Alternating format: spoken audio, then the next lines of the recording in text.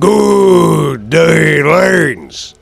We're in the end days of 2024, and Fatshark has delivered a substantial update that has long been sorely needed. With 2025 right around the corner, in the third year of the game coming along, and finally, a stable player base that is above the 5k mark for the longest time since launch. Fatshark is in a positive position where if they capitalize on the game, they can succeed where this game has faltered for a long time. So what can Fatshark do to ensure Darktide succeeds? Focusing on content. As far as I can tell, the game feels to be in a very good place with difficulty. So now, we need more shit. So let's get into it. With crafting being one of the best and most important updates in a long time, it would be good to see Fatshark shift to this content-focused mindset. First and foremost is going to be delivering a 5th class, being a fallen Tech Acolyte of Tech Hadron, to make sure that we are making use of the Sienna Necromancer class skills in Darktide and reskin them with the Mechanicus theme.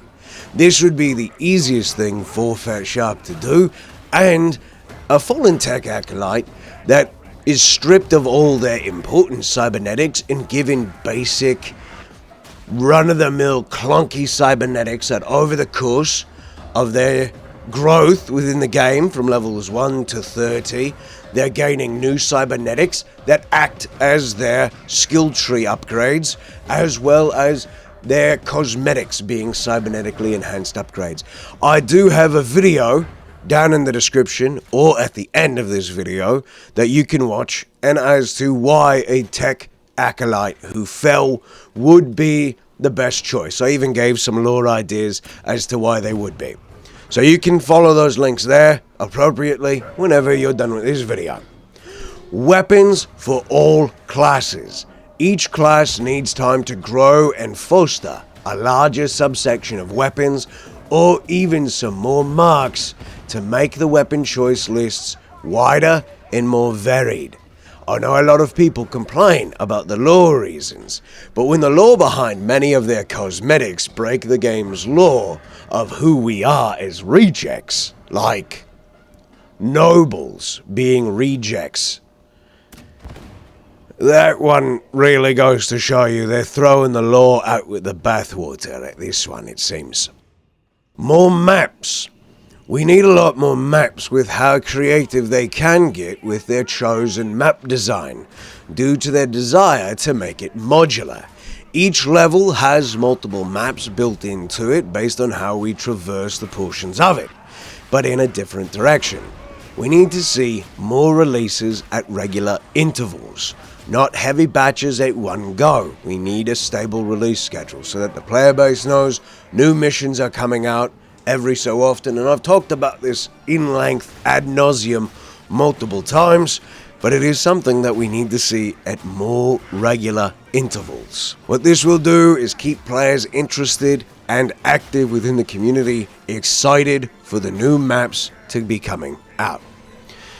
Next is mission types. I've talked about this too before, and it is just as important now with mission types like holdouts, which you can extend and have singular player extractions at the end of every 5 waves, just so players can play at their leisure.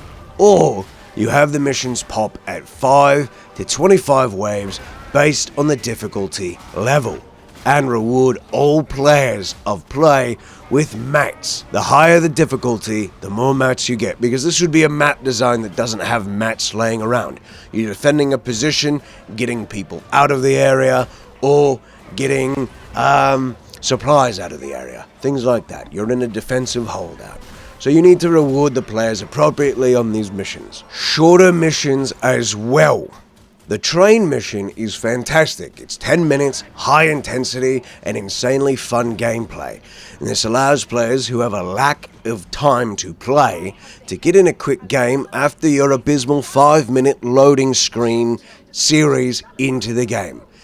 There are, of course, many other mission types we could get, like escort missions, objective destructions, let us blow up some cool shit, and have the ending cutscene be the squad walking away from the explosion, and more mission types. If you lads have some good ideas for missions, leave them down in the comments. Free, high-quality, earnable cosmetics that can be achieved through play or in the commissary, like new colours for the penance reject attire that you get throughout levels 1 to 30, as well as achieving penances.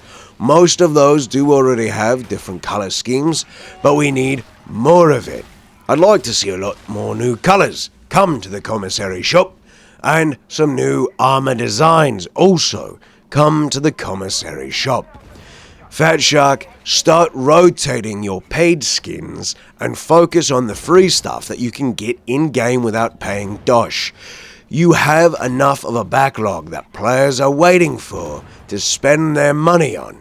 Make this choice a top priority. More free skins and rotate your old paid skins, because people are looking for some of the old classics that you haven't touched in a long-ass Karking time. Lastly, make more use of the characters and NPCs you have introduced, so that way, players like myself can give a shit about them. As of right now, the Commissar and the Shadow Dude are meaningless adds to the game that I do not give a Karking shit about, and I don't know who else gives a Karking shit about. And the reason is, the Mobians have proven to be absolutely Karking useless, whereas the rejects are getting so much more done. Yeah, in the lore you can say the Mobian 23rd is doing good work and they can show us how to use the weapons, but we've been learning how to use the weapons a lot longer than they've been around. I don't think we need to be kind of insulted as players to be told that we need to learn how to use the weapons at our disposal by the Mobian 23rd. Let's be fair. That's a stupid voice line to add into the game from Tech Acolyte of Hadron, and I feel bad that the voice actress had to read it, especially for us players who've been here since lunch who are still playing. Pick and choose your voice lines better, Fatshark. You can do better. I know you can.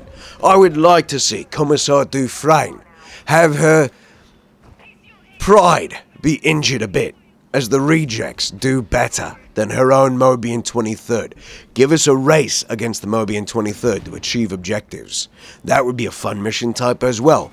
Prove that a group of rejects are better than an organized military unit, because I can tell you, we absolutely Karking are with what we accomplish.